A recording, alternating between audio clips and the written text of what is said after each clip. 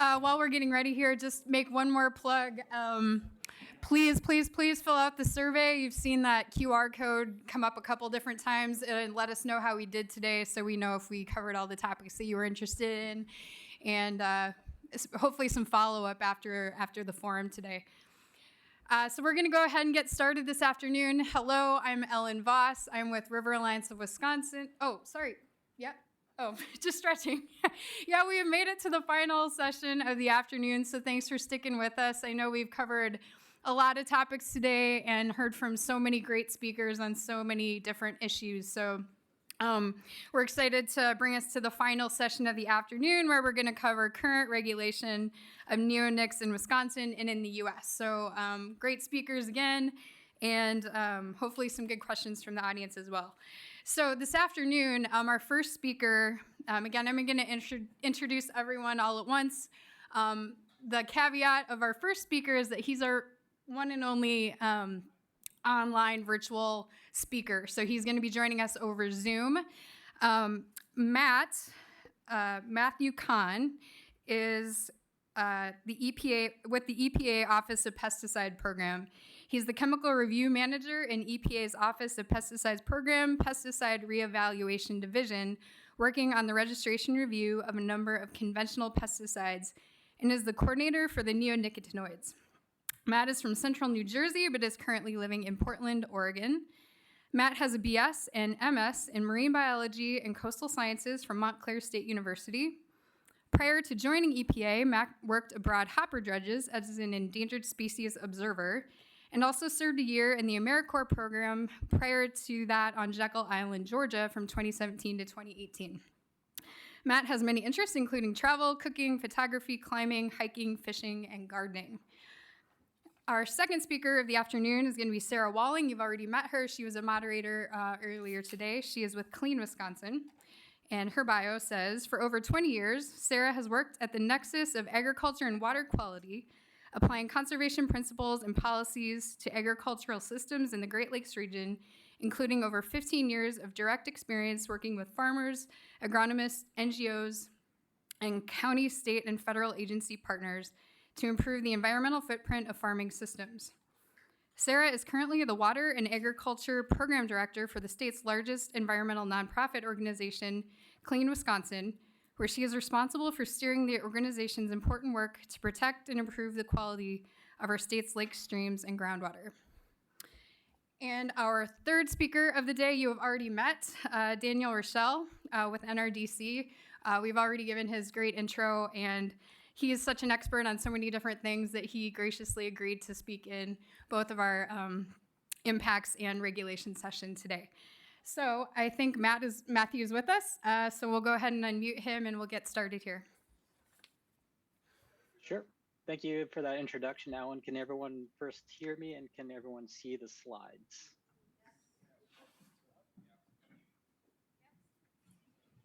Looks okay, good. Looks like, okay, perfect.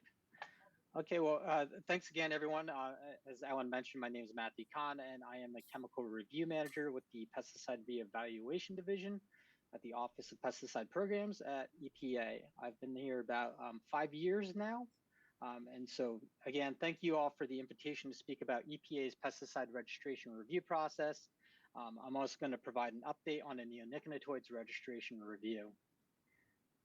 So for today's discussion, I plan on to keep it pretty broad. I'll briefly touch on what registration review is, provide a little historical context, discuss the steps involved in our registration review process, what all goes into a regulatory decision, how EPA manages risks via the labels, and some ways to keep track of the registration reviews. Okay, so what is registration review? As the name suggests, it's the process by which EPA reviews a pesticide's registration using the most current scientific, economic, and use information to ensure continued human health and environmental safety. The cycle is every 15 years, and EPA approaches the review process from a risk-benefit standard. So that is to say that EPA considers the potential human health and ecological risks, as well as takes into consideration the benefits of continued registration. And it's also important to note that benefits can be economic, environmental, or even a public health benefit. Also, I should note that EPA typically considers benefits except when there's a dietary risk of concern. So that leads us to the statutes that affect registration review. So as you saw on the previous slide, EPA's registration review process is guided by several laws, including FIFRA, which is the Federal Insecticide, Fungicide, and Rodenticide Act. However, there are other laws that guide this process. And as you all might have heard more recently, there's quite a bit going on with the Endangered Species Act, but there are also the Federal Food, Drug, and Cosmetic Act, the Food Quality Protection Act, which includes the Endocrine Disruptor Screening Program, and the Pesticide Registration Improvement and Renewal Act. So as for that bit of historical context I promised earlier, re-registration or review of a registration for older pesticides, those that were registered prior to 1984, so it was kind of like a one-time deal. We issued re-registration eligibility decisions, or REDs, for those older chemistries, and those REDs are still, they kind of provide the basis for everything that we do today for registration review. So then in 2007, Congress amended FIFRA Section 3G to create a registration review program tasked with reviewing each pesticide's registration every 15 years. And our first round of this registration review was due on October 1st, 2022. But this has since been extended to October 2026. And the second cycle of review is starting to gear up for some registrations now. So this is what EPA's Office of Pesticides Program Registration Review process generally looks like. Sometimes there are some differences depending on the registration, but they all start with our preliminary work plan, and that it results in an interim or final decision. So I'm going to dive into this process a bit more, but I wanted to show this to kind of highlight the areas where there's an open public comment period, since these comment periods are where the public can submit information for the agency to consider, which may be of particular interest to folks attending this forum. So we have a comment period here you can see on the preliminary work plan. There's one on the draft risk assessments, as well as the proposed interim decisions. So generally, this process takes about 6 years, but this is highly variable depending on several factors. And you can also read more about this process at the link at the bottom here. I'll probably send another copy to Ellen after this discussion in case any folks would like a copy of the slide deck. So the preliminary work plan, it all kicks off registration review by opening up a public docket on regulations.gov and then issuing that preliminary work plan, which is a plan that essentially lays out the information that we currently have on a particular pesticide, and then what we think we might need in terms of data and what we think that timeline for the review will look like. The public does have an opportunity to comment on this plan, which we consider before we issue the final work plan. And that final work plan is simply our revised plan. It's basically the actual plan that we move forward with to get through registration review. And after that, that's when we would call in the data. So data call-ins are a notice that we send out to our registrants. Registrants are the ones that are registering their product. These notices inform the registrants of the studies that the agency has identified as necessary to fill in potential gaps in knowledge or to provide more current information. And studies can be product chemistry studies, which might be something like a flammability or odor study. There's also product performance studies, human health, toxicity, or field studies, or basically any other study to really help us paint a risk picture for the pesticide. And registrants have 90 days to acknowledge whether they'll submit data or request a waiver. And these studies usually take about a year or two to develop, but once the registrants are completed with them, they would send them to the agency, and then we review those studies. From these studies, as well as other available sources, the agency develops and issues draft risk assessments. And these assessments discuss the potential human health and ecological risks related to the current use of a pesticide. And those documents are also opened up for a public comment period. So once the agency has reviewed the public's comments from the draft risk assessments, we start developing our proposed regulatory decision. So essentially, the proposed interim decision, or PID, proposes the mitigation measures intended to manage the risks that were identified in the draft risk assessments. For the neonicotinoids, we issued the proposed interim decisions back in 2020, and these PIDs were open for a 60-day public comment period, which was then extended and actually at one point even reopened. Now, in most cases, after considering comments on our proposed measures, the agency would issue an interim decision, which would require submission of updated labels from the registrants. And in some cases, if the agency has completed all of the assessments, including listed species and an endocrine disruptor screening, we may issue a final decision. A final decision may also require a submission of updated labels from the registrants.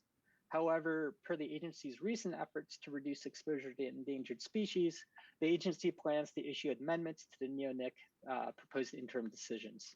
But I'll get into that in a little bit more later. So what all goes into the risk management process and making a regulatory decision? For one, we have to consider results of the risk assessments, but at the same time, we have to take into account a consideration of benefits of the chemistry, as well as any potential alternative registrations there might be. And then, of course, we have to develop measures needed to mitigate these risks, which may involve working with federal partners such as USDA or other stakeholders. It also may involve negotiations with the registrants regarding potential modifications to the product or labeling that must be made to mitigate these risks. And in terms of managing those risks, the label is really how we do that. So a product is required to be used according to the labeled instructions to prevent any human health or environmental risks of concern. When we issue an interim decision or a final decision, registrants are required to submit their amended labels within 60 days. And once we receive these labels, we review them and to basically ensure that the labels meet the specifications described in the decision.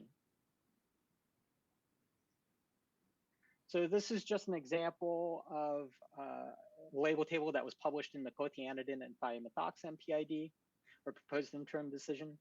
I think for the purposes of this discussion, it's important for you all to know that Section 4 of a PID or ID contains the rationale for a particular risk mitigation.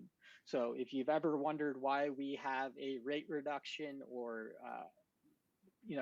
personal protective equipment proposed or anything else, this is the section where you would really find that rationale.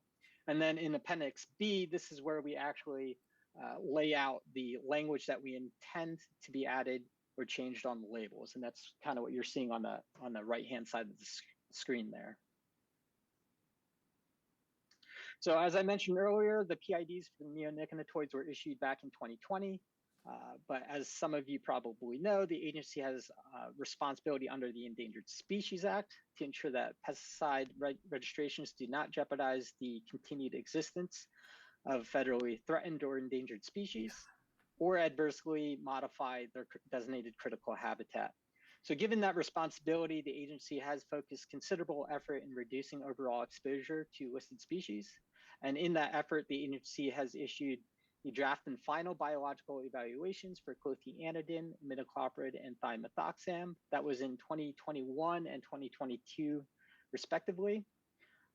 Additionally, the agency issued the jeopardy and adverse modification analyses or JAM assessments for the same 3 neonics back in April 2023. So in short, the biological evaluations, they're a broad listed species assessment that identified instances where neonics, the use of neonics could potentially result in take of even one individual in a population. And then on the other hand, the JAMS, the jeopardy and adverse modification analyses predict the potential for a listed species jeopardy.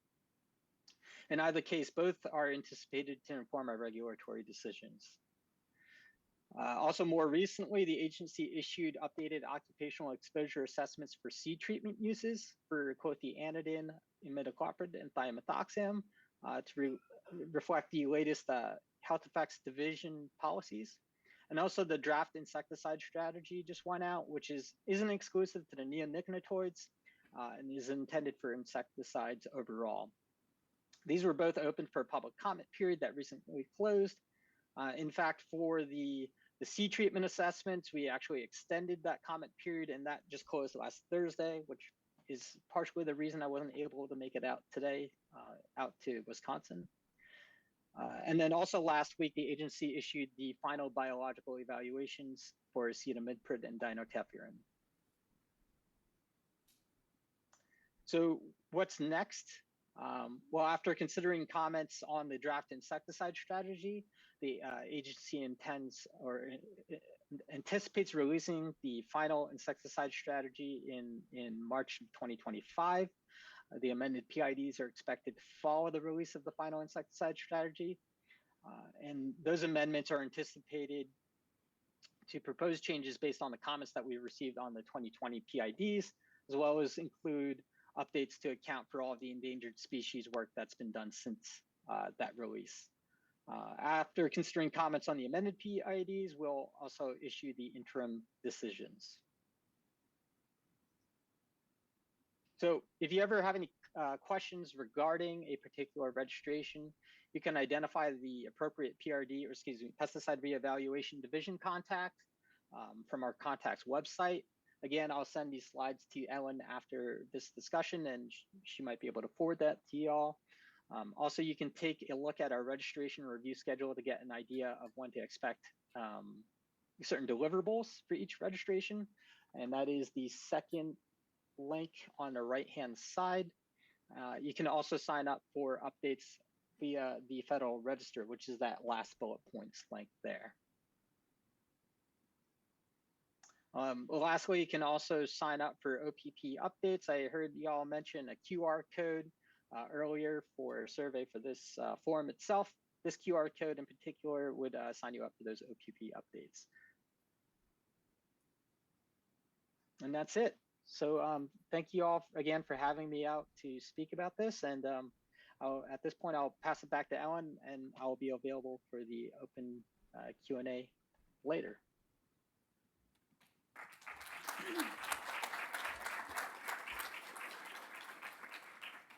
Great, thank you, Matthew, and great that you can hang on for questions at the end of this session. So thanks a lot. Next up, we have Sara Walling with Clean Wisconsin, who will be talking about regulation of pesticides in Wisconsin.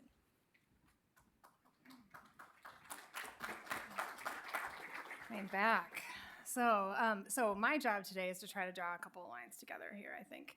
So what Matt was just discussing is, of course, what happens at the federal level, where they do this pretty thorough review of scientific literature that's available at the time when making these kinds of decisions about registered products. That trickles down to the states in a number of different ways. And so I'm going to do my best to try to cover that today. I may very well have the most boring talk of the day, so I apologize for that, but I'm going to try to make it as exciting as possible, while also doing justice to the really complicated process that is state regulation of pesticides. State regulation, stop there really, but of pesticides certainly. So I am going to be talking at a relatively high level and skipping over some details that I know is going to give some heartburn to my friends at DNR and DACAP in particular that may otherwise put a lot more detail-oriented information in here. But I want you guys to definitely walk away with the broad strokes of how Wisconsin looks at regulating something like neonics. Okay, so down. Okay, skip that. You guys already know why I'm here. But this one, oops, let's go back. Come on. Carla, can you go back one slide for me? It's not letting me. Thank you. Oh, there we go. Now I can get there. Okay, this one. So this is, I know. Oh, crap. There you go. Okay, stop clicking, Sarah. There's a delay, I think. Okay, so this is really just a depiction of what, this is my version of what this process looks like. It's pretty accurate, but these are really the three main agencies in Wisconsin that have play in regulating a thing like neonicotinoids. So there's this three shared roles, which Wisconsin, we really revere that concept of like sharing responsibilities across different agencies, spreading out some of that jurisdiction, providing a little balance and different perspectives. And this process is no different. So the Wisconsin DATCAP has a role, which Carla was able to talk a lot about this morning. DNR has a significant role, as Sean and Mike were able to articulate today as well. And then the Department of Health Services, which has been largely overlooked in a lot of these conversations today, also has a significant role in the process when it comes to drinking water and groundwater regulation.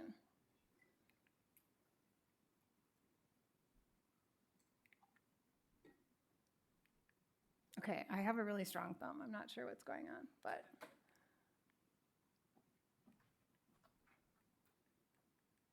Thank you. Ooh. Wow, both of us together is a force. Okay, so DATCAP has a lot of other responsibilities. Carla talked a lot about the sampling programs that they have to detect the neonics in our water systems. But beyond that, they have a huge amount of primacy over the pesticide regulation at the state level. So they do everything from taking those products that are registered at the EPA level to making sure those manufacturers and users are being labeled appropriately in the state for the uses under our conditions, those kind of things. They're in charge of training all of the pesticide applicators that are doing it for a business purpose. So those are two other big roles. They also oversee the agrochemical storage and sort of secondary containment to try to make sure those compounds don't escape out into our environment. And then they do some programs to also collect really hazardous chemicals from our households and agricultural industry so that they're not making their way into places they shouldn't be after being used or disposal. They have this role due to our groundwater law in part. So they have that component that allows them and kind of gives them this authority and role in this process for neonics plays in here because our groundwater law is relatively strong compared to a lot of others across the nation. And so it filters into here because that allows DATCAP to go out and do a lot of that monitoring, to identify where pesticides are at, and then do something about it when we find them in quantities that are causing concerns for human health, especially. You heard a lot about this from Carla and a number of ways that they collect data. This is just a picture of what some of those edge of field wells look like, but they have a number of different targeting kind of programs that they look at to try to really get at where we're finding agrochemicals in other systems, non-target areas especially. They do that through this targeted sampling program in particular, but they also have a really big role in funding the research that was talked about in a lot of different ways in the state. So they can provide resources to the Groundwater Coordinating Council, as can DNR, to enable our UW researchers to take on some of these complicated questions and answer them, even when there might not be those outside dollars coming in to support that kind of research question. Moving over to the Department of Natural Resources, that's the agency that I think a lot of us come to think of as the one that oversees our water. And certainly they have a huge role in that.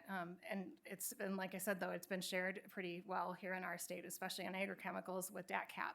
But lots of purview over setting regulations on drinking water standards, how our wastewater treatment plants operate, what they do with that waste that's generated as a result. Underneath the Clean Water Act, especially, of course, is that main authority. Tons of water quality monitoring that you heard about from Sean's work and a million other people that do similar kinds of things on a number of different fronts throughout that agency. But the one that hasn't been talked a lot about is our Department of Health Services. So what ends up happening is, in this kind of a system is Carla's team, she and Ken go out around the state, they find all these, take all these samples, find certain levels of pesticides in them, and once they find it on a trending basis, like this isn't just a one-off, those sets of chemicals get sent over to DNR. DNR takes those chemicals, along with other things like PFAS, which is in this last cycle, and ships those over to DHS to say, you know what, we need the Department of Health Services to do more inquiry about these. We're finding them in our drinking water, our surface water, our groundwater, at these kind of quantities, and we want to know what that means. How impactful is that to us as humans? How does that translate to how much water I can be drinking or should be drinking with that concentration in it before I'm going to start getting sick or other complications, certainly. So that's who we rely on in our state to really do a lot of that next level research to identify, okay, just because we're finding these things doesn't necessarily always mean that's going to cause a problem. DHS's role is to come in and figure out if those concentrations are being found at a level that is a problem. And so this is just a little depiction up there to kind of show the flow process for this. And so I know you guys can't see this online, but you can see the gray shaded area. That's the role that DHS really. So this is taking this kind of very simplified 4-step process of, the state agencies are identifying that these chemicals are being found, moving those over to DNR to request DHS to review them. So that's kind of the hierarchy and of how the flow chart works here.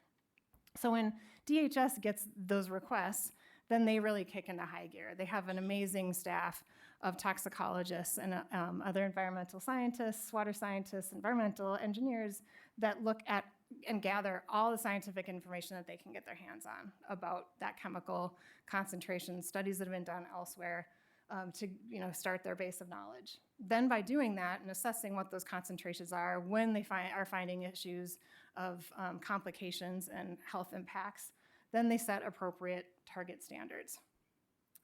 Those findings are all summarized into a huge document that will put you to sleep, but is extremely interesting if you're my kind of person. But and then they share those out, and they share those with DNR, and they share those with DACAP, and they share those with everybody else, the public. Much like the process that Matt just walked you through, there's an opportunity for the public to engage in understanding what those results look like, asking questions, and all that kind of thing. From there, those findings get sent back over to DNR, who's in charge of making the rules and setting regulations for how much of a certain chemical we should have or can have in drinking water systems, should have in surface water systems, et cetera. So that's what one of these reports looks like. This is one that was done several years ago. Well, actually, this one is just a couple of years ago, but imidacloprid, I never get the other two. I can never pronounce the thiaxam and the other one. Those three were all of the three of the neonics that were sent over with some other agrochemicals in what we were called a cycle 10. So cycles are just a term that we use for all the batch that got sent to DNR to ask to have rules made, get sent over to DHS in one batch. So in cycle 10, that was in about 2019, that we started first seeing imidacloprid in groundwater systems, and it was alarming. At the time, I should kind of say, like, why am I up here giving a talk like this? I work for Clean Wisconsin. We're a nonprofit. I don't have a role in any of these three agencies at this point in time, but I did spend 16 years at DACAP before I ventured off a couple of years ago into the nonprofit world. So I oversaw at certain times in my my time span there at DACAP the programs that are doing these things at the Department of Ag. So this is a picture of one of the pieces of information that come out as a result of these efforts of studying what levels of imidacloprid can we deem as safe in our drinking water, groundwater systems can we be consuming. And so then they take that information, develop it for all of them. This was a bunch of them that were in that cycle. Oh, and then that's what DACAP and DNR end up doing. So DACAP puts out a little informational item to let people know what we're finding, what our sampling has looked like, what the potential proposed standard that DHS is recommending might be, and certainly what to do about it if you find this in your private water well, for instance. Then the Department of Natural Resources gets the baton, and it's their job to establish groundwater standards, drinking water standards for these kinds of chemicals then. They do that through a system that starts, the first thing that starts that process is a statement of scope. DNR says, we are going to open up our groundwater regulations to consider new ones for this set of chemicals. And I'm not going to lie, you're not supposed to be able to read all these words, and there's a reason for that. This is the process boiled down into simple 35 steps of what it takes to make a rule in this state or change a rule in this state. It is extremely complicated. That's what you're supposed to take home from this slide. And actually, the interesting part, about it is that like a lot of the process, for the department only goes through all of these things, but it doesn't, and then it actually gets reported to the legislature over here. So up to 28 is really the spot on there that ends up getting that's the role of the department to do all the things. So public hearings, all of that, those kind of steps happen in this process. So lots of opportunity for public engagement. Certainly opportunity on both sides of the aisle to push back on one or the other. What ended up happening with cycle 10 was that it was, again, like I said, batched in with a set of PFAS chemicals. And what the department determined and decided to do, and probably rightly so, was parse those out. And so they end up kind of backburnering the 3 neonicotinoids and as well as a bunch of other chemicals that were on that list and just moving forward with rulemaking for PFAS. It's been met with lots of consternation, of course, as we might expect for PFAS. I honestly don't know that this one would be any different, even parsed out by itself, because as you've been hearing all day today, the kind of chemicals that we're talking about trying to put some controls and restrictions around are pretty ubiquitous across the state too, and are being used in a lot of systems, not just agriculture, but our urban settings, our nurseries. Most of what you're gonna buy from Home Depot is gonna have a neonicotinoid treatment applied to it at some point in its production cycle, that kind of thing. So it becomes extremely challenging to walk through the entire rulemaking process. What that looks like on a time frame is a little bit simpler to see, although certainly shouldn't give you the impression that it is any simpler than what that last slide is, which is that that scope statement gets approved by the governor, preliminary public hearings take place, the Natural Resources Board, all those steps in that first one. You move over to drafting the actual rule. What is the rule gonna say? Have a bunch of stakeholder meetings with people like on the NGO side, like me, to agricultural industry representation to really understand what these impacts could look like. From there, we move over into making a proposed rule that goes out for public comment, and an environmental impact statement is also tagged on. What's it gonna cost to everybody impacted? The state for regulating this stuff, the farmers that maybe can no longer use it, the pesticide applicators who maybe are gonna lose business by not being able to apply the stuff, those kind of things. What are the in-state impacts cost-wise? You get a bunch of input. All these opportunity, the yellow or orange, I guess, on here, that's circling, those are all the places that people like us get to have a potential opportunity to weigh in on the process. What this also shows you is that it takes on average about, well, actually you only get 30 months, which sounds like a lot, but it's not nearly as much time as it sounds like, to move from point A to point C, I guess, on that, if you will. So 30 months, and then it goes to the legislature, and then it's up to the legislature through a number of hearings to review what the department is proposing, and then decide whether or not it's going to move forward with approving it at the legislative level. If they do, it goes back to the department. A few more steps take place, which are largely administrative, and the rule will go into effect shortly after the time that it's approved by the legislature and then the DNR secretary. So that's the ideal world. Also in the ideal world, of course, and when groundwater standards are established, the agencies get an opportunity to do things to combat that, to apply restrictions or otherwise. So first off is that the agencies have to actually review their existing rules and just understand what kind of other regulated facilities, activities, and practices are going to be impacted through this, or are sources of that contamination. So where do we need to look for, where do we need to pinpoint our energy and our focus? DNR will then use them to set these design standards for places that are manufacturing them, perhaps. This applies to all things, not just this topic of neonics today. So that's where it comes in, some of these facilities, et cetera.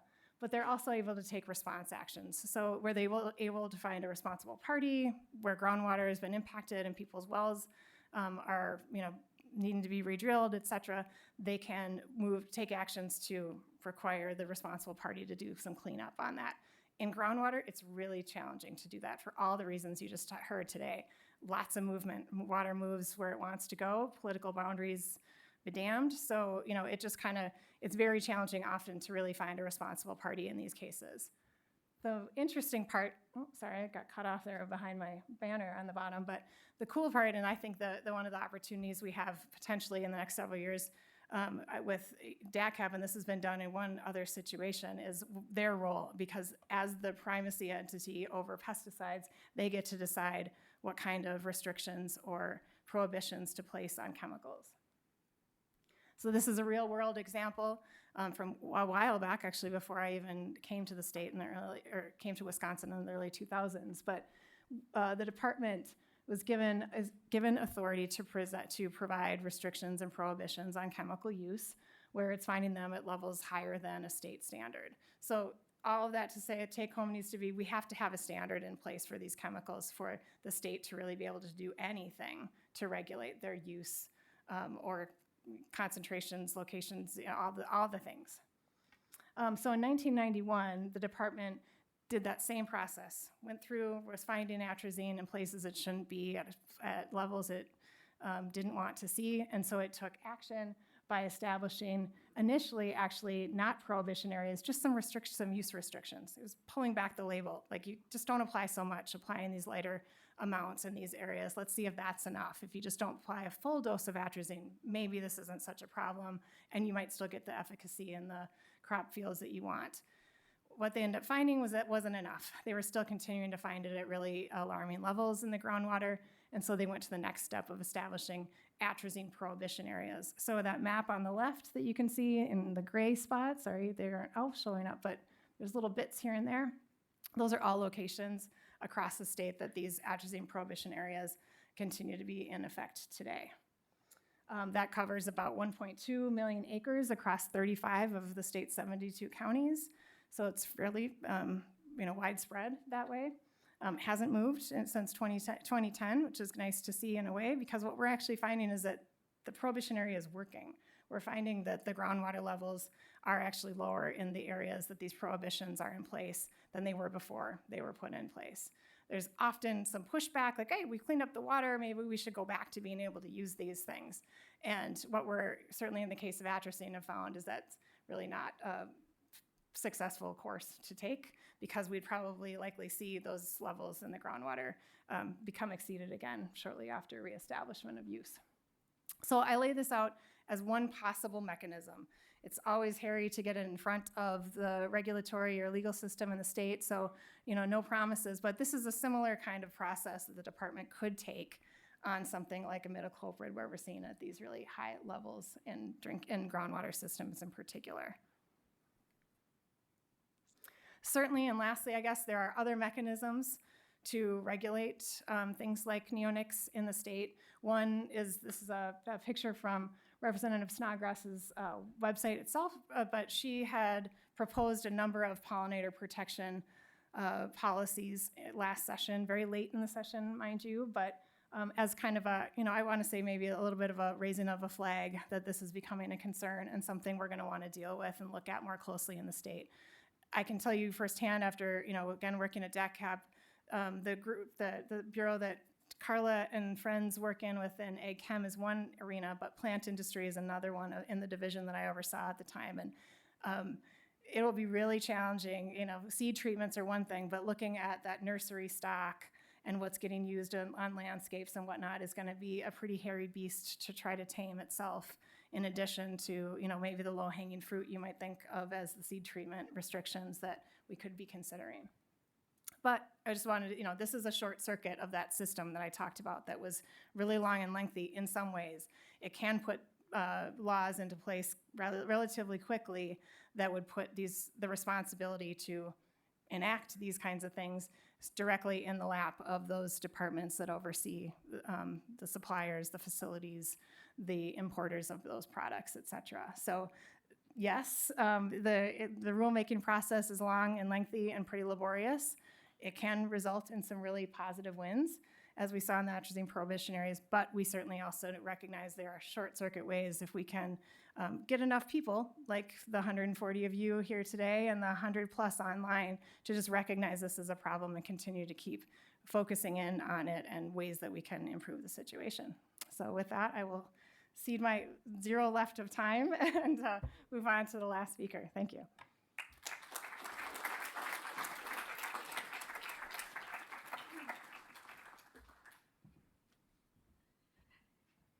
We made it to the end of our speaker list. So last up today, we have Daniel Raichel with NRDC, and he'll be talking about recent developments in neonic regulation.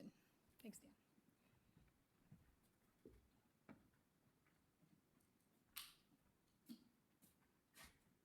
Dan. Hi again, everybody. I know I'm the last speaker of the day, so I'll try and keep it peppy. Wanted to talk a little bit about neonic regulation, what's happening around the world, what's recently been happening in the United States, and starting with the rest of the world. So sort of the first actor on neonics after the initial registration in the various countries in terms of restrictions was Europe. In 2013, Europe enacted a partial ban on neonics, and this was the 3 major neonic chemicals, imidacloprid, clothianidin, and thiamethoxam. It didn't affect the other neonic chemicals, but these are sort of the most used in practice. And that ban affected actually seed treatments for corn and soybean seeds and other field crops. And it was sort of time, place, and manner restrictions on some other agricultural uses. Europe's main regulatory agency, EFSA, continued to study neonic impacts on pollinators for the next 5 years. And then in 2018, the agency decided to extend the prohibitions basically to all outdoor uses and to make them permanent. So neonics have been prohibited in Europe since 2018. There's been some emergency exceptions, but the law in the books is that outdoor uses of those 3 major neonics are not allowed. Canada, over the last 5 to 7 years, has taken a little bit more of a nuanced approach. It has done a number of reevaluations, which is sort of similar to registration review, looking at separate impacts to pollinators, to health, and to aquatic ecosystems. And through these various reviews for the various chemicals, there's been a number of neonic restrictions that affect various ag uses, non-ag uses, as well as some of the seed treatment uses too. It's a little bit of a patchwork, and I don't know all of the regulations. It is worth knowing that at one point, Canada had proposed a complete ban on neonic use similar to Europe, but for a different reason, to protect aquatic ecosystems as opposed to pollinators. The agency never finalized that. If folks want to read more about one potential reason why, I would suggest this article. But the federal government in Canada never went through with that sort of European-style ban. There's been more activity at the provincial level. So Ontario and Quebec both enacted what are known as sort of verification of need systems. And that is, and I think other speakers have talked about today, a lot of the neonic use on seed treatments in corn and soybean seeds is prophylactic, and as it turns out, doesn't appear to be really providing farmers with economic benefits anywhere outside of the Deep South in the United States. So basically the idea was, if you want to use a neonic treated seed in either Ontario or Quebec, and Ontario's rules sort of changed, Quebec's are a little more stringent. You have to verify that you are using that seed coating to address a legitimate pest control need. And in Quebec, you actually need a sort of a prescription from your agronomist. And those systems have been very effective. We don't have the data for Ontario, but we have it for Quebec. In 2015, neonic use on seeds in Quebec looked very similar to the United States, close to 100% in corn and somewhere around 50% in soybeans. The rule went into effect in 2019. By 2020, the use in Quebec was less than 0.5% in corn and 0% in soybeans. So a very dramatic drop in neonic use in Quebec. We did see some switching to diamides, sort of newer classes of systemic insecticides, although if you read the research, you really don't need an insecticide coating at all in those growing conditions. So Quebec is going to be expanding that to diamides and other insecticides in 2025. What's been happening at the federal level? Matthew covered some of this. I'm going to run through this hopefully, well, and not too quickly, but hopefully a little quickly. Endangered Species Act. So pesticides are the only chemicals outside of the defense space, only chemicals domestically that we produce that are intentionally harmful to life, right? The purpose of a pesticide is to interfere with life or to harm life. Yet, EPA has rarely conducted endangered species evaluations for its approvals of pesticides. And under the Endangered Species Act, a government agency can't take an action that may adversely affect an endangered species unless it goes through that consultation process. We sued EPA over several of the neonic chemicals. That's one of the reasons that's getting baked into the next registration review, because that's the next big action that EPA is going to take us, right? These registration reviews. So EPA wants to make sure that that is not jeopardizing endangered species. As I mentioned before, EPA came out with its own analysis. Ultimately, it's Fish and Wildlife that makes that determination and the National Marine Fisheries Service.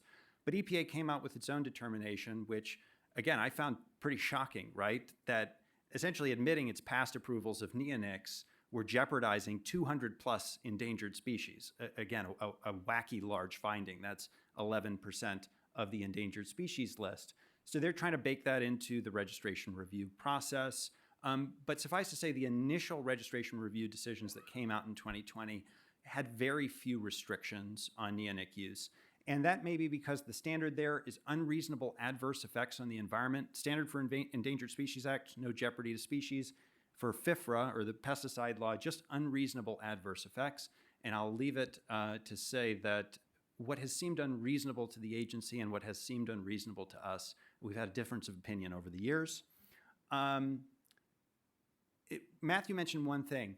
The exception to that is where there is a dietary concern. And this is where the Food Quality Protection Act comes in.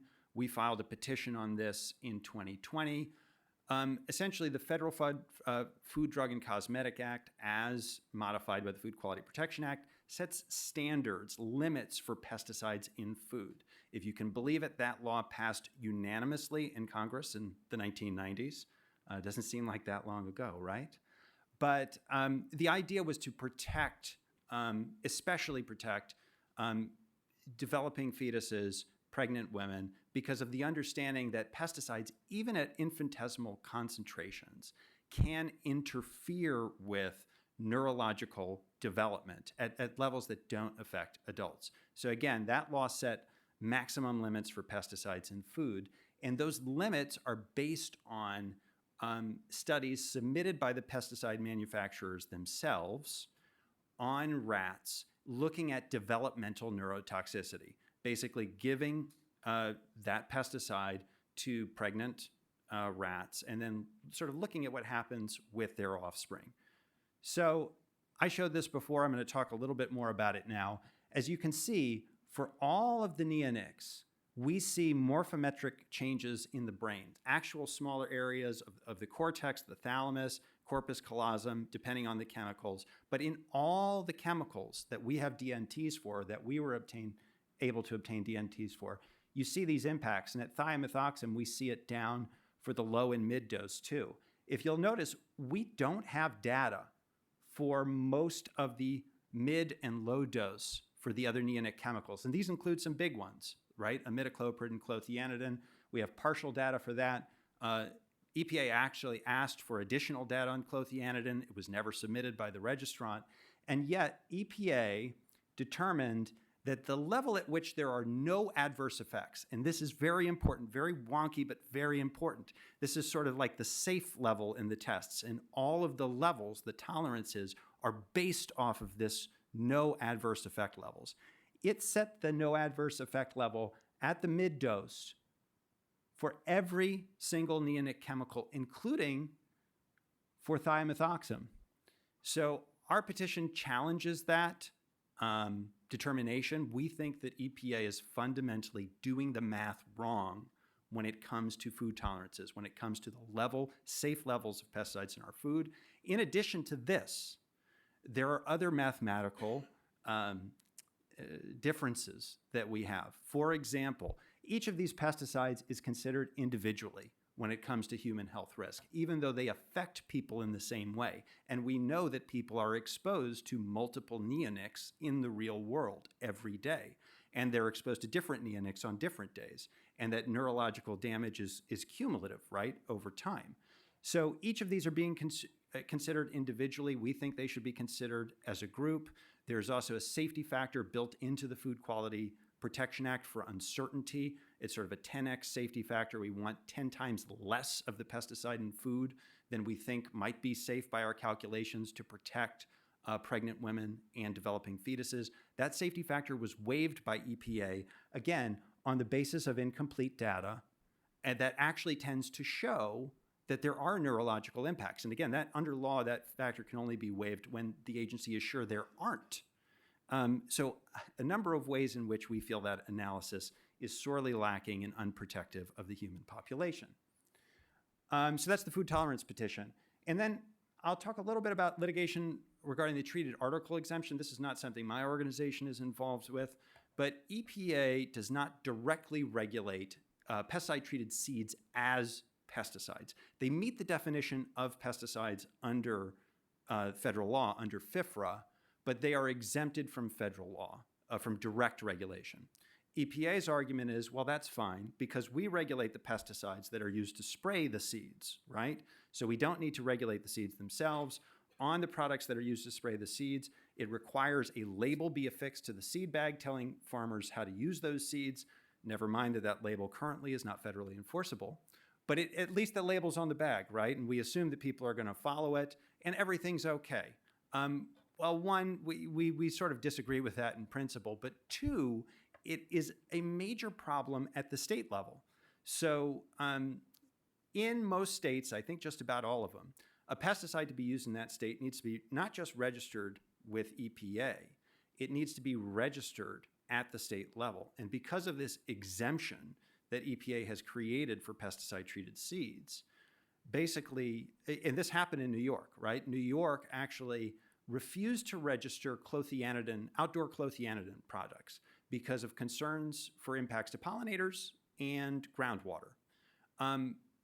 Clothianidin is the most used neonic in New York agriculture. It is used on hundreds of thousands of acres across the state. How is that possible? Well, they put the pesticide on the seed in Iowa or Illinois, they sell it into New York, and the regulating agency says, I don't see a pesticide. And so this is all allowed because of EPA's exception, even if we think that it's perfectly protective from a federal standpoint. Okay, so there is some progress at the state level. I want to talk about that quickly. These are sort of the areas that we've focused on. I mentioned here the Cornell report. I think other folks have talked about efficacy today, but this was a report, at least in 2020, that looked at over 1,000 peer-reviewed studies, basically everything that had been published on neonics, but importantly, doing the cost-benefit analysis. Neonics versus their likely alternatives, were they to disappear? Because when we're talking about taking pesticides away, you always have to ask, what is going to fill that void?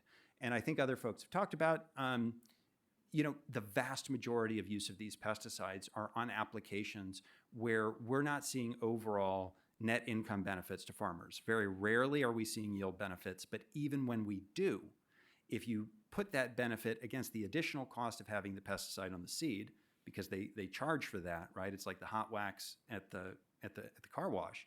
That's extra. That economic benefit disappears. So that's sort of the largest. I mean, seed treatment uses somewhere in the neighborhood of 80 to 90% across the country, even though there's no actual tracking for them over the last 10 years. But we know that it's a very large use. So that's sort of the biggest and dumbest use of neonics.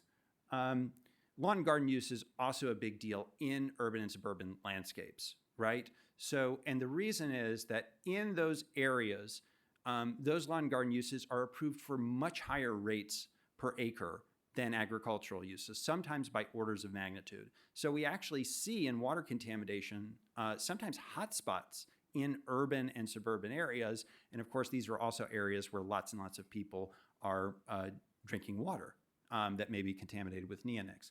So again, another place where we think, for the most part, the use is prophylactic, similar in seeds. It's being used without an actual pest problem. Even in the situations where you do have a pest problem, there's a number of safer alternatives that are available. It's really an unnecessary use. And if you address those two uses, you're getting, again, somewhere in the neighborhood of 80-90% of all the outdoor neonic use around. So it's a big chunk of the pie. And again, the last area we focus on are regulatory loopholes, especially at the state level, this big gap for regulation at the state level over neonic treated seed, and that's where the regulatory rubber hits the road. So what's been happening across the country? New York recently passed a bill called the Birds and Bees Protection Act. My organization worked on that very heavily. And that law was followed very shortly after by Vermont, which did sort of a copycat of the provisions, the seed provisions of the Birds and Bees Protection Act. It's been introduced other places. I'll talk a little bit more about it in a bit, but it's basically similar to the Quebec or Ontario system. It's a verification of need program. New Jersey, and also this is true for Vermont too, Maine, Nevada, a number of states have banned lawn and garden uses of neonics, usually with exceptions for invasive species in woody plants. So we see that gaining popularity too a little bit more. A few more states have passed those laws. California actually came up with a regulatory code for neonic use in agriculture, which is very important there because California agriculture is very diverse, although the big problem is it excluded neonic treated seeds, which may be the largest use of neonics in California. We sued the agency over that. We're still in settlement negotiations in that case. And then Minnesota has prohibited neonics on public lands. Recently we filed a petition under the Minnesota Environmental Rights Act to get the agency to do more, and I can talk about that in a little bit. Restricted use laws, this means that neonics can be applied, but only by a certified trained applicator. The problem with neonics, though, is not that they're being misused according to the labels. It's just that they're fundamentally destructive to ecosystems, even at approved rates. But it does take those products off of store shelves at sort of Lowe's or Home Depot, so they are important and helpful. And a number of states have passed restricted use laws. We see sort of the most states doing something along that front, limiting those uses to certified applicators, although these laws don't apply to treated seeds. I want to talk a little bit about the Birds and Bees Protection Act. What are the mechanisms there? Again, it's on the seed side, it is basically the Canadian model. There's going to be a regulatory process, so exactly what that model looks like is going to be a subject of much debate. But if it were implemented correctly, and those seed provisions take effect in 2029, if implemented correctly, we think that the impact is going to be similar to Canada, which is that we're going to see reductions somewhere in the 80 to 90% range of neonic use across the state. That also includes the prohibition on lawn and garden uses. Again, the key exceptions here are that waiver provision, the prescription if you get it from your agronomist, and a sort of a carve out for use of neonics against invasive species of woody plants. Neonics, one thing you can say about them, they're really good at killing bugs, and right now they appear to be maybe one of the more effective treatments for these invasive species that we see in woody plants. I'll just highlight the success of the Quebec program, again, which is being expanded. We did see some switching there to diamides, which are 1,000 times less acutely toxic to bees, 10 times less acutely toxic to birds and people, and they work on muscle neurons as opposed to neurons in our central nervous system. So there's a reason to believe that they are sort of fundamentally less problematic to people, although that's just based upon what we know now. But again, the Quebec government is expanding that to diamides because what the science shows is you really don't need an insecticide coating at all. And an interesting factoid in Quebec is that this system was implemented without associated crop losses or, again, switching to more harmful alternatives. So another reason why we think it's a good model. And lastly, just on the petition in Minnesota, and I'm almost out of time, this is sort of a new tack that we've taken. The state agricultural agency there has obligations under the Minnesota Environmental Rights Act, and we think that the agency does have authority over pesticide-treated seeds. It is just not using it, and that's likely the case in many states. And we think that given everything we know about the harms of these seeds and the harms that the agency itself has spoke to quite honestly, doing nothing is not an option, again, given the obligations that the agency has to protect the environmental rights of all Minnesotans. And that's my time.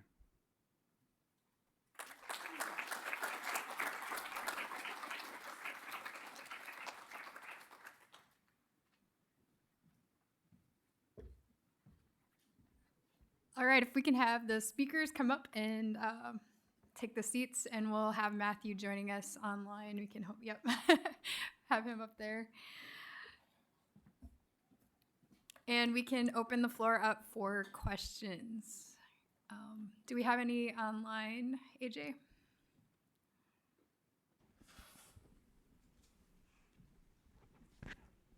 If the mic is working? Okay.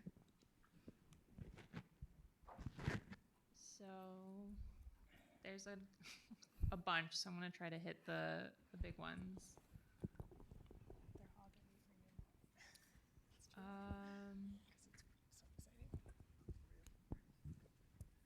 See.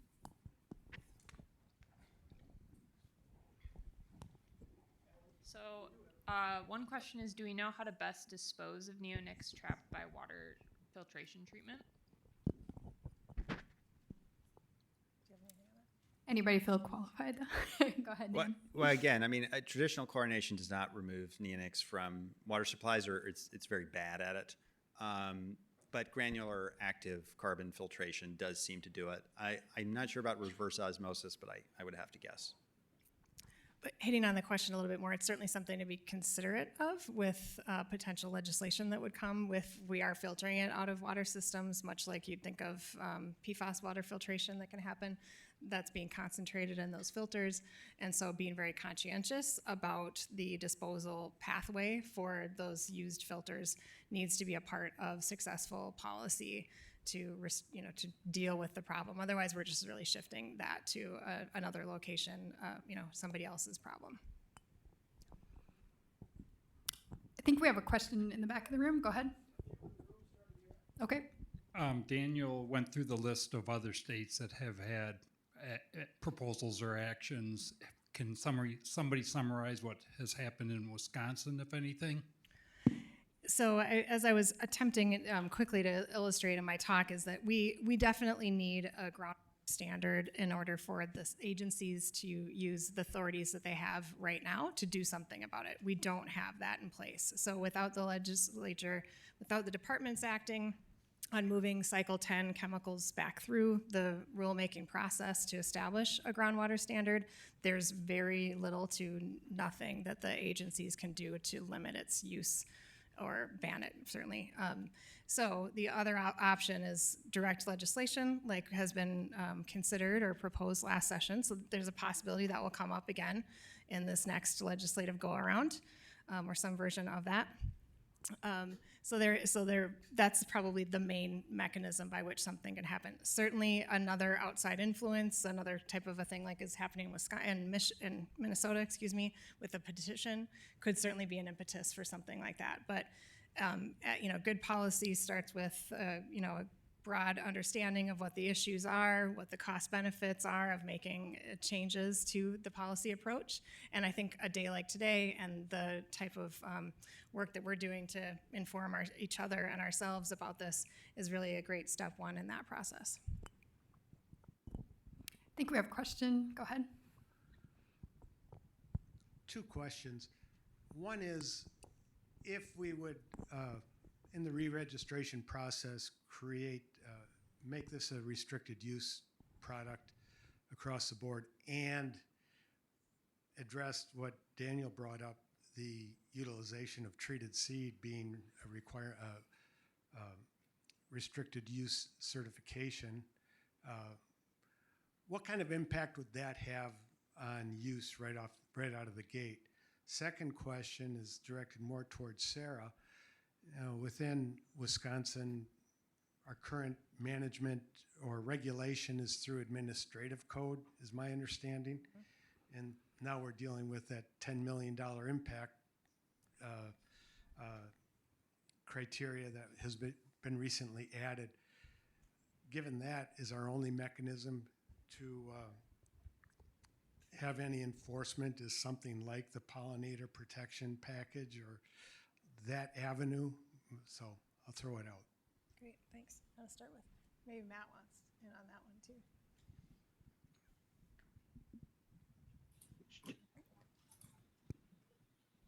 Sure. So I just saw Dana pop up there. I don't know if Dana was gonna, yeah.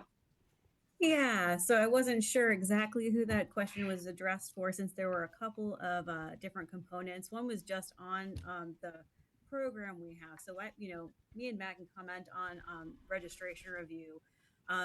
In the proposed interim decisions, which did propose a number of measures that were targeting reduced exposure. And actually, I just wanted to get my notes up so that I could go through a couple of those. We just going back a little bit, to talk a little bit about our assessments are not just risk-based, they're also exposure-based for both humans and the environment. So we look at the way a pesticide is used and determining if it can continue to be used safely. So in the proposed interim decisions, we did specify that there are risk concerns. We proposed management measures to help keep pesticides on the intended target, reduce the amount used on crops and associated with potential ecological risks, required the use of additional personal protective equipment to address potential occupational risks, restrictions on when pesticides could be applied to blooming crops in order to limit exposures to bees. Additionally, language on labels that advises homeowners not to use neonic products. So there were a few measures that came about as a result of that. And, as Matt had mentioned, we are in the process of looking into an amended proposed interim decision that would include, looking at the comments that we received on those proposals. Additionally, as was raised, there were biological evaluations that we also want to consider the conclusions of and moving forward. At the time of the proposed interim decisions, we weren't considering making the neonics restricted use. And regarding I think the second point was on the treated seed. We won't comment on that right now since there is some litigation going on. But we are expecting an amended proposed interim decision, and we'll be keeping our webpage updated on the status of any additional materials that come out on these cases. So I might add on to that just on the restricted use side. So I think designation of seeds as restricted use would probably not do much. We know that most agricultural uses of neonics are already applied by certified applicators. Again, the problem is not that they're being misapplied according to labels, it's just that the labels allow for some very bad impacts.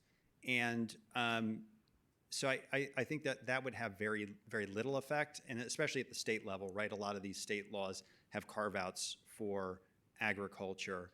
I think one thing to note too about the proposed interim decisions from 2020, right? So EPA, actually, if you look at EPA's analysis, the risk assessments, they look a lot like the European risk assessments. They look a lot like the Canadian risk assessments. But EPA came up with a very different course of action. I mean, by and large, we know that the largest uses of neonics are on seeds, right? We're talking about 80 to 90% across the country. Also geographically, just a huge, huge use. And also it's the use of those seeds that we see associated with so many ecological impacts. And there were, I think there may have been some, but very few restrictions on the use of those seeds. Also, time, place, and manner restrictions, right? That's where we were in 2020. Don't apply it during bloom. Don't do this because bees may be feeding. That fundamentally misunderstands the neonic problem, right? The problem is we have this base of toxicity, this growing battery of toxicity in the environment that is there. And it comes out every time it rains, right? It's expressed every time it rains. So you can say, well, only apply it after bloom, but it's going to be there next year in the soil and the year after. And again, it's this additive effect, this cumulative effect over time that's important. And then the last piece is, what was very interesting about the 2020 decisions is that EPA actually recommended canceling imidacloprid lawn sprays because of human health exposure concerns. And going back to that math that I talked, basically the way that EPA does these risk calculations, there's a cup, right, of allowable risk. And when that cup overflows, right, when you consider all the exposures that people have, that risk cup overflows, EPA has to start canceling uses to get that exposure down back into your risk cup. All of the math that I talked about would increase and this is hard to explain, the risk wine, right? That cup would overflow and overflow. But I think what's interesting about the 2020 decisions is EPA was already at the point where it was canceling uses or suggesting canceling uses, right? That was not complete. Those uses are still on the market. But they were suggesting canceling uses to protect people. And again, we think they're doing the math quite wrong. And then, Bill, to your last question on, regulation in the state, administrative rulemaking, you're right. So that process I walked through where DACCAP, DHS, DACCAP, or DNR all have a role, that's that administrative rule process. And in 2011, so a little while ago, but it's been doing its thing for a little, 10, 15 years now, is the RAINS Act was put into place at the state legislative level. And what that does is that process that was 35 simple steps up there, there's a point in time with which that rule that says we're going to restrict, or, there's a groundwater rule for imidacloprid. We're going to establish it at whatever level it might be. When DNR proposes that, gets through all the public comment, everybody's on board, it goes to the legislature, it gets diced up again some more. That's when interests on both sides can come in and kind of lay out their argument for why that rule should go through in effect or why it shouldn't. And one of the components of that rulemaking, though, is that economic impact statement.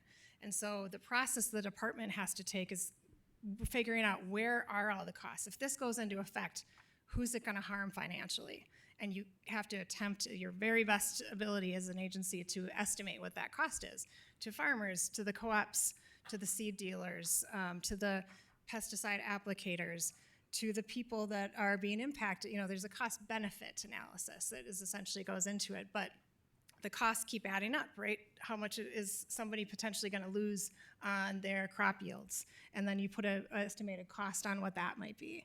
The cost of the reduced sales at the cooperative perhaps, or your Home Depots that are selling these products, those kinds of things. It's a complicated math game, but really picture to paint. Where are the costs? How much are they? If it hits a $10 million level at that point, a certain part of our legislative process can say, stop. The DNR, it's too high a cost. We want to either have an independent or economic impact assessment, or we're going to hit pause on this rule. And the DNR is not allowed to go back to working on that rule, moving it any further to the finish line until the legislature gives it permission to go back to working on it. So the DNR would need that permission from the legislature. That was a new act that was put into place in 2011. Prior to that, it was much easier to make administrative rules to deal with some of these kind of timely, let's do something now type of issues. And I can tell you from firsthand, from my experience in state government, but certainly watching it from the outside as well on a number of different issue areas, it's ridiculously, handicapped our ability as a state to make these kind of progressive actions that you've heard about from Dan that are happening in other states. So yes, there's a number of legislative impediments to getting something like this across the finish line at this point in time. Go ahead, Matt. So having a question for Attorney Dan. You cited this Grout et al. Cornell University study where based on field corn production that again the vast majority of these plot studies suggest that the farmers gain no benefit in crop yields by using seed applied neonics. I'm curious if there's been any class action lawsuits. Again, in essence, as I see it, they're being forced to buy a product that offers them no benefit. So I'm just curious if there's been any efforts more from, again, a class action lawsuit perspective. So I've heard rumors of such efforts. I haven't seen an actual lawsuit, but yeah, I wouldn't know all the details, but I think there's potentially a case there, right? That these seeds are being advertised as efficacious when they're not. And again, it's not that we're never seeing yield benefit. We are seeing it in very rare cases, but it's the economic benefit, right? Because they're, the companies are charging for the pesticide on the seed. Go ahead. Hi. So obviously there's some varying perspectives on to the extent to which EPA is implementing the law with the registration process with these neonics. So my question is a sidestep of that. Say we get through this registration process you outlined now. I know recently EPA did a first time in 40 years emergency suspension of Dacthal, which is a mechanism you all rarely pull under FIFRA. And I was curious if you could explain under law what mechanisms could trigger an emergency suspension. I'm thinking about known unknowns with neonics when I ask this question. But so say in 6 years, some new research comes up. What does the law say about emergency suspensions?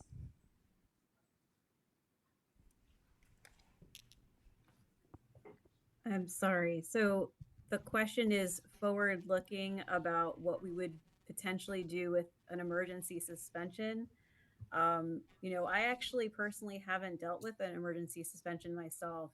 As you mentioned, it's not something that's happened very often.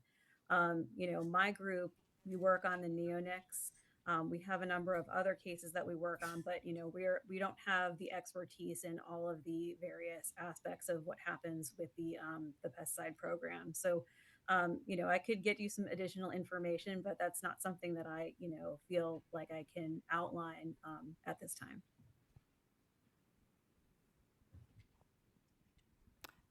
Go ahead. Hi, thank you. Thank you for being here today, everybody. I have a question for the EPA, and it's regarding the treated seed exemption, and then the fact that once the neonics are on the seeds, they're not regulated by FIFRA, and there's labels that are put on these treated seed bags, but there's no enforcement mechanism. Can you speak to that and elaborate on that? Is that true, or is there a way to ensure that the labels are warning farmers of the potential harms? So I'm not going to speak about the treated seeds right now. That is going through litigation.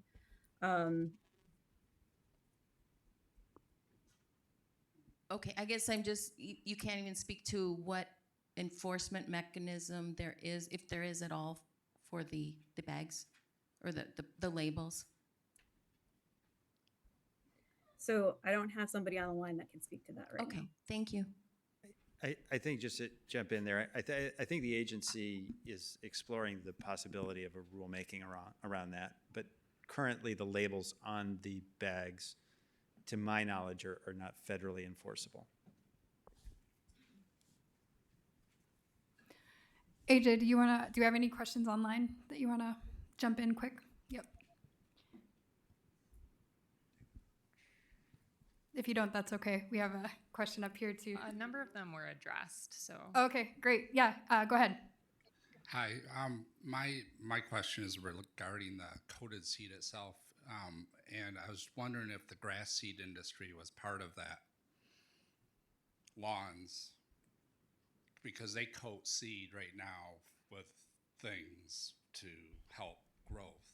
So I was just curious if that group has been part of this conversation.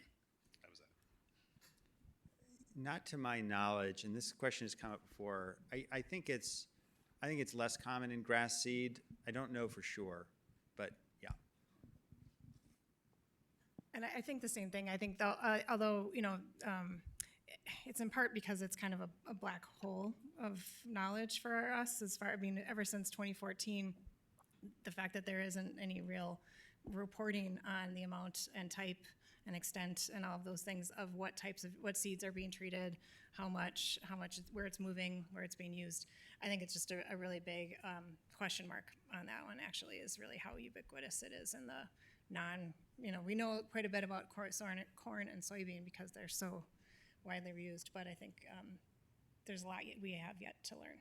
Well, the EPA folks might know. Are there registered products for grass seed?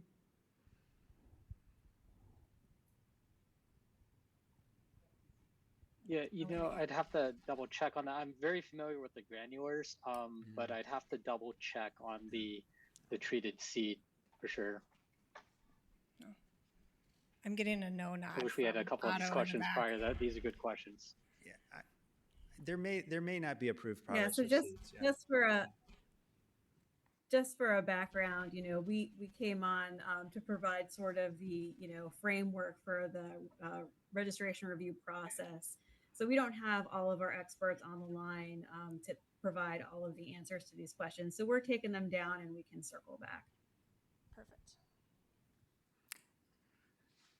Thank you so much for talking. And I have a quick question for the EPA. Of course, we talked a lot about like seed treatment and like the health effects to aquatic system, animals and humans. So I'm wondering, is there any EPA for the nationwide gonna considering the surface water or groundwater standard for emerging contaminant like neonics?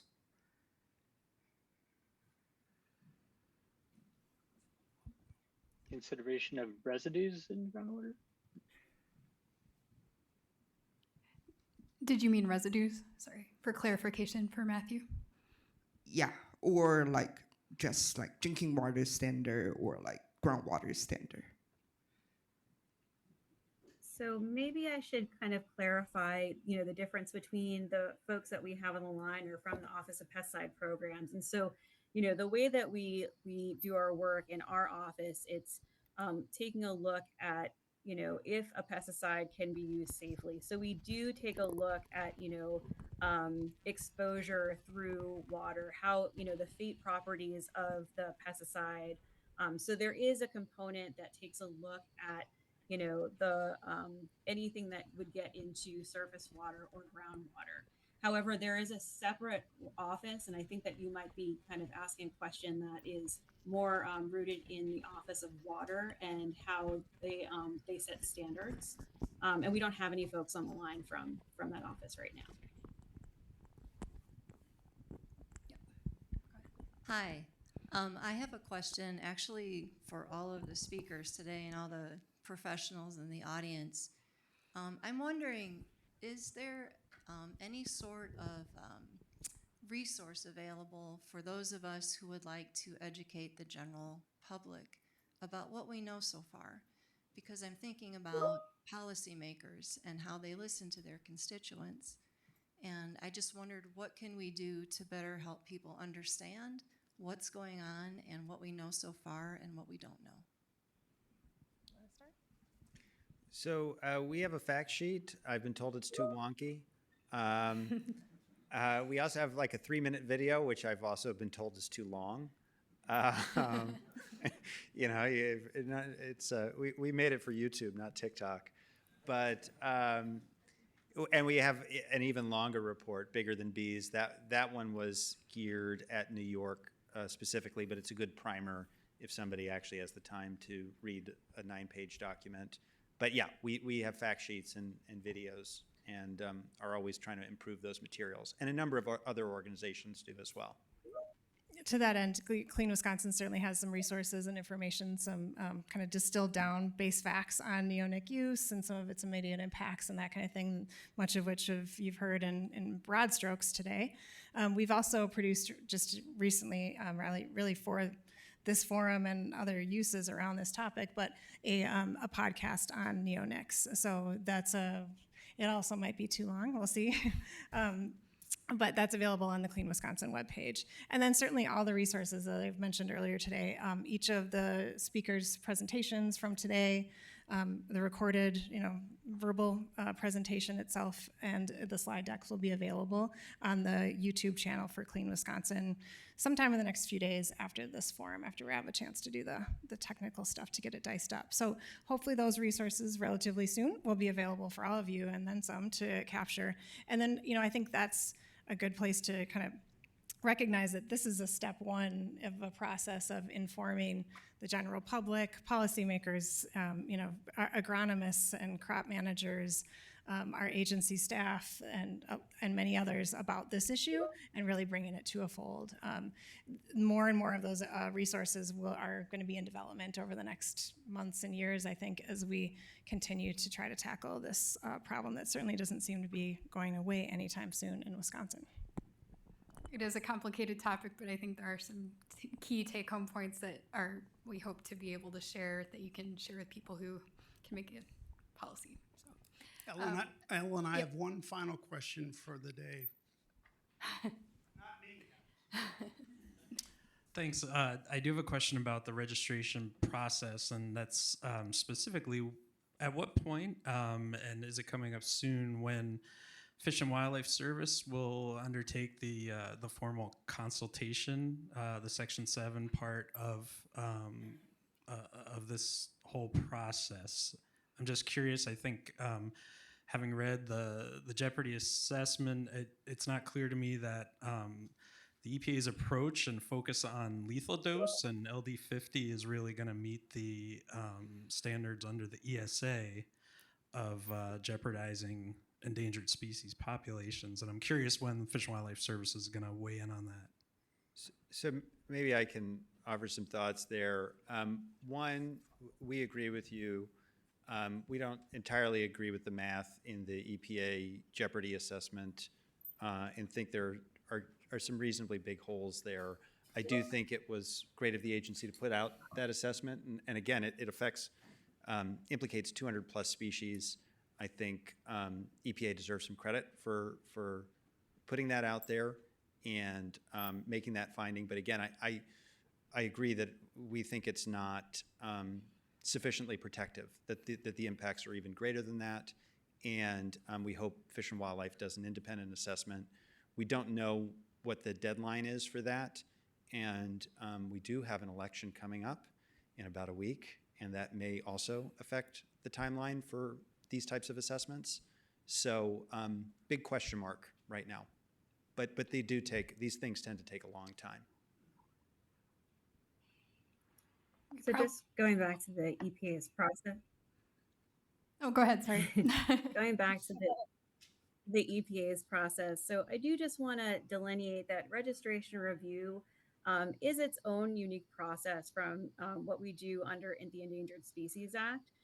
Sometimes these come up against a similar timeline, and that's kind of why we're talking about them concurrently within Neonics, because we are currently in registration review, and we do have the draft BEs that also we have at this point the final BEs for the Neonics.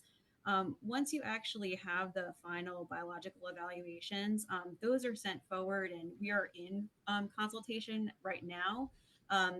What the point was made is we don't have a timeline for when the services are going to be doing their biological opinions. And so that's the next step that I think that you're talking a little bit about. As far as registration review, we're still going to move forward with that aspect of the process.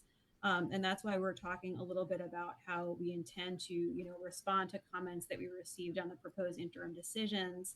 And then also take a look at what we can be doing right now through the conclusions of the biological evaluations and what additional mitigation measures we may propose. And that would be in the amended proposed interim decision that we're anticipating in the shorter time frame.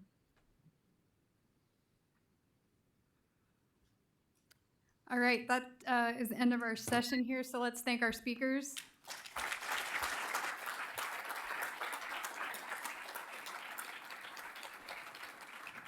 Thanks, everyone. And we have some final comments by Michael and Andy to finish this up today.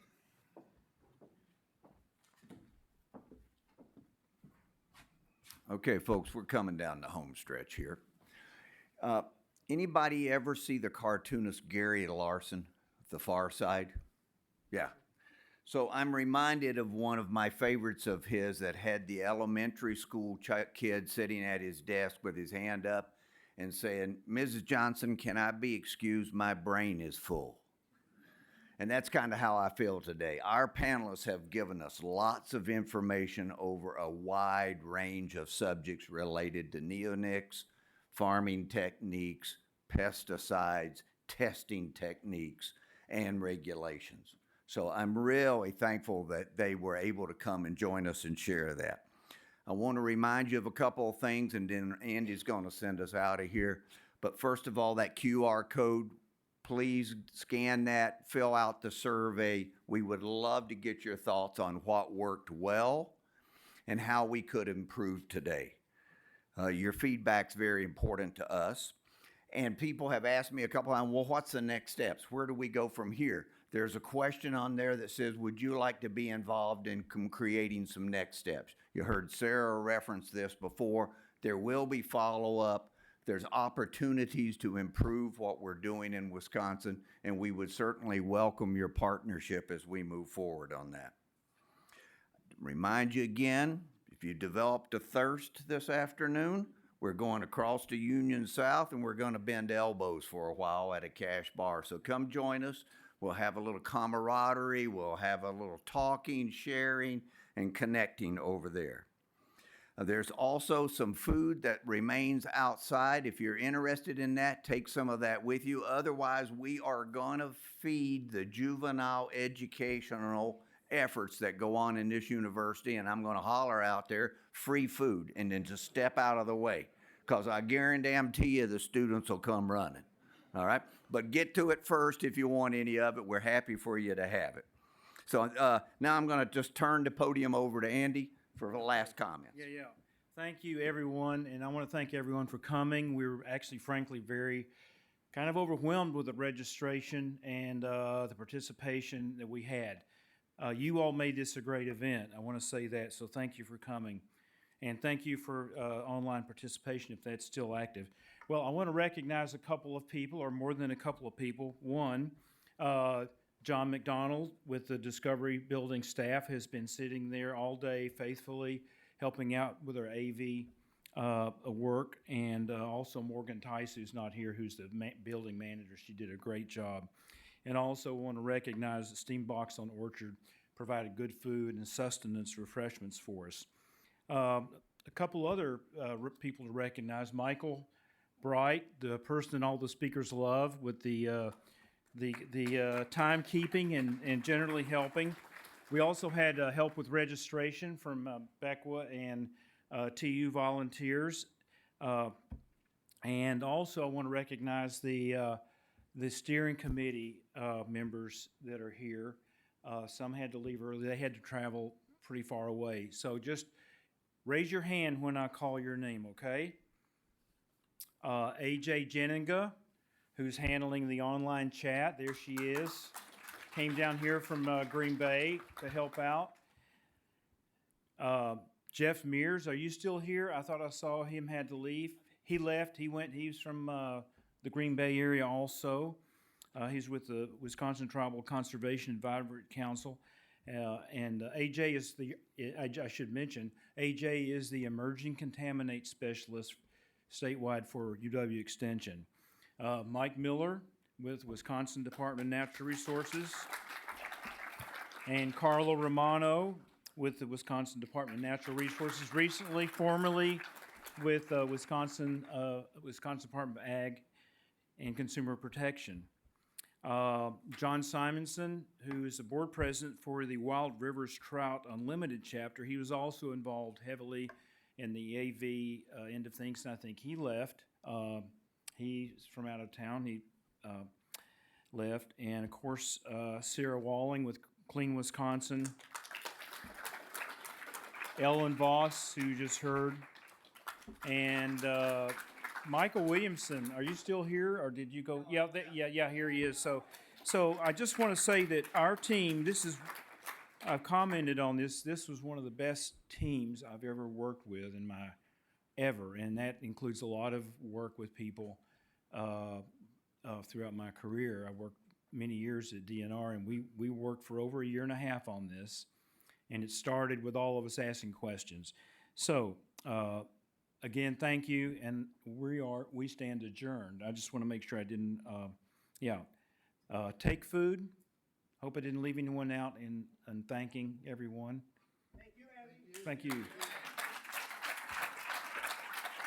See you next across the street.